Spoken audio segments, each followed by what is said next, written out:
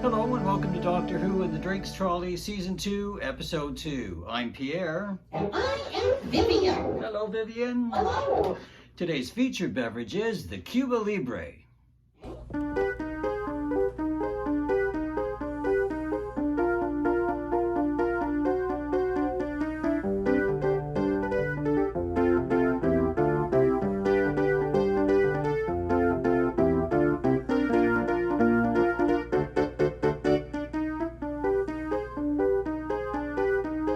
Cheers!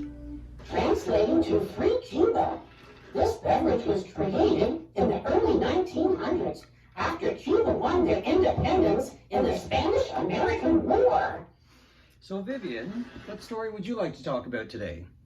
We will talk about Doctor Who, the Carnival of Monsters, written by Robert Holmes. Produced and directed by Barry Letts, with script editor Terrence Dix. First broadcast in 1973. And starring John Pertwee as the Third Doctor and Katie Manning as Joe Grant. Our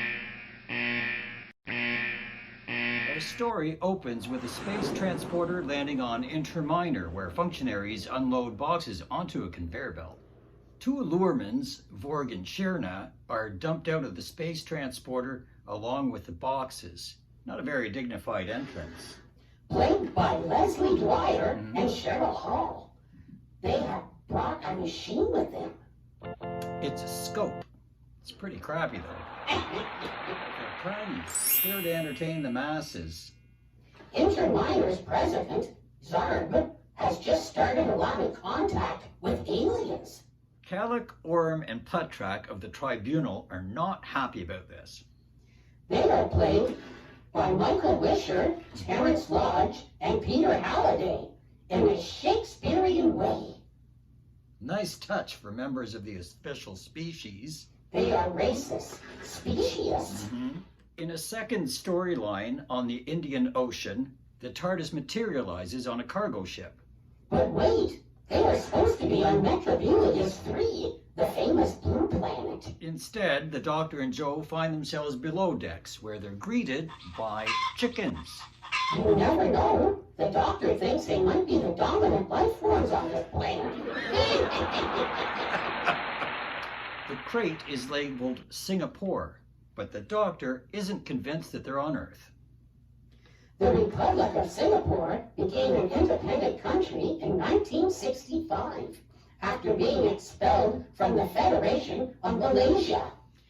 They go up to the main deck into a bar where they hide from Major Daly, his daughter Claire, and Lieutenant John Andrews. Those characters are played by Tamila Evans, Jenny McCracken, and Ian Martyr. Ian Martyr eventually became Fourth Doctor companion Harry Sullivan. The Major falls asleep in his chair while Claire and John go for a stroll on the deck.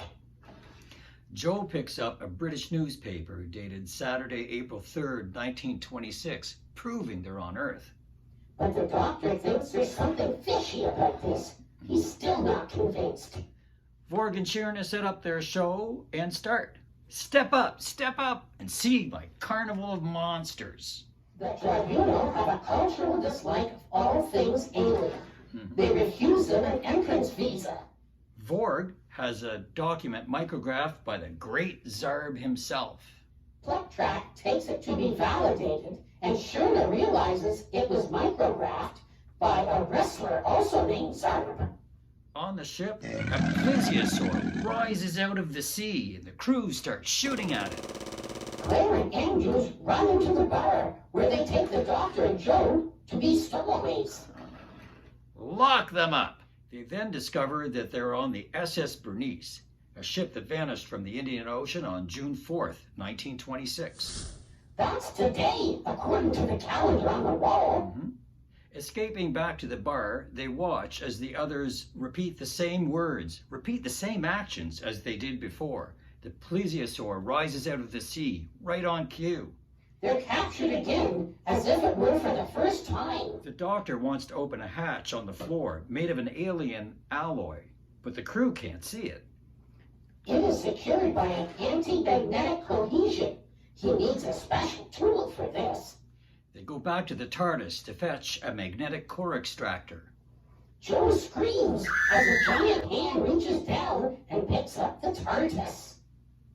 They'll be trapped here forever. 2 or 3 Cubas.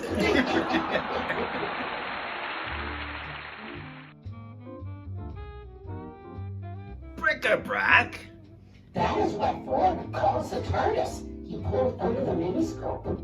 Then he puts it back inside the confession shield. You mean the compression field? Isn't that what I said? The doctor and Joe go through the hatch into the machine itself. Now that the tribunal knows that the creatures inside are made teeny tiny and that they're alive, it's not looking good. Illegal smuggling of alien life forms. A plaque. Odyssey Eradicator Detachment. Orm looks for a transmitter on the miniscope, but he can't find one because there isn't one.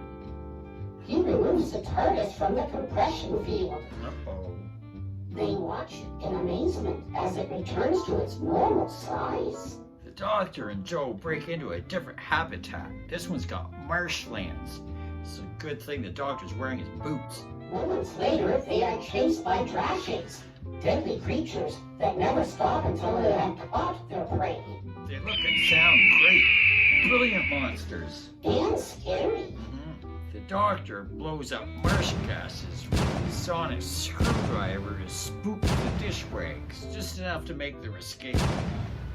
Outside, Calic asks Vaughn to help them. Calic pretends to be merciful and compassionate. One has twinges.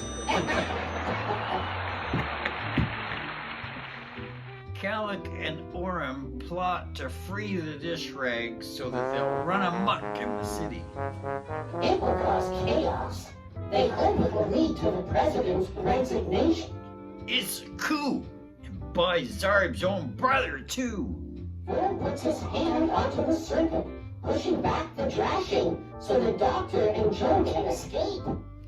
Once back inside the machine, the doctor realizes it's a miniscope. Now he's mad. The Time Lord banned those machines a long, long time ago.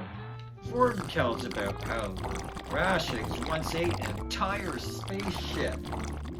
They follow the doctor onto the SS Bernice, where they had gone for rope. The crew shoot at the dish rag. The doctor escapes again, while Joe is caught again. The doctor makes his way to the ventilation thingy at the bottom of the machine. He staggers out onto the floor beside the miniscope. There are oohs and ahs and gasps. They look on in horror as the doctor grows to his full size. He is not pleased with the tribunal for allowing the importation of the scope. He is pretty mad at Ford, too, for owning it and capturing the creatures that are inside. But he gets Vorg to cooperate with him to get Joe out of the machine and return all the other creatures to their rightful place in time and space. The doctor links the machine up to the TARDIS so he can go back for Joe. Joe steps out of the hole in the ship's cargo hold made by the Drashix. Doctor, where are you? He disappeared back inside the machine. Joe, I'm here. The machine is overheating because the dish rags keep taking bites out of it. Two Drashix make it out of the machine, growing to full size. Ford fixes the Eradicator that Cowlick sabotaged and shoots them, saving the day. But is it too late for the doctor and Joe? It certainly is too late for Cowlick. They ate him. Tastes like chicken? Doctor and Joe collapse inside the miniscope from the heat. Ford doesn't think the Phase 2 switch will work since Cowlick has shot it. Sheeran gets him to try it. She's a nice person. Ford asked her to put her finger on the circuit. She gets a great walloping shock. That's a live one then. Ford turns on the phase 2 switch. The Dr. and Joe are saved. All of the other creatures are returned to their own times and places. The miniscope is destroyed. Ford is now penniless, but he gets Plettrack to gamble. 3 Aeropods and a maiden seed. Place your bets. As the TARDIS dematerializes, Shirna gives us a sweet smile. The Doctor and Joe are off on new adventures. That's it for today. We hope you enjoyed it. Don't forget to like and subscribe. Well, you better, or a big centipede is gonna run on your face.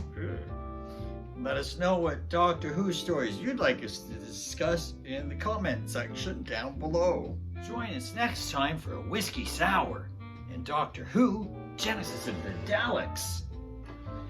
I'm Pierre. And I'm Vivian. See you next time.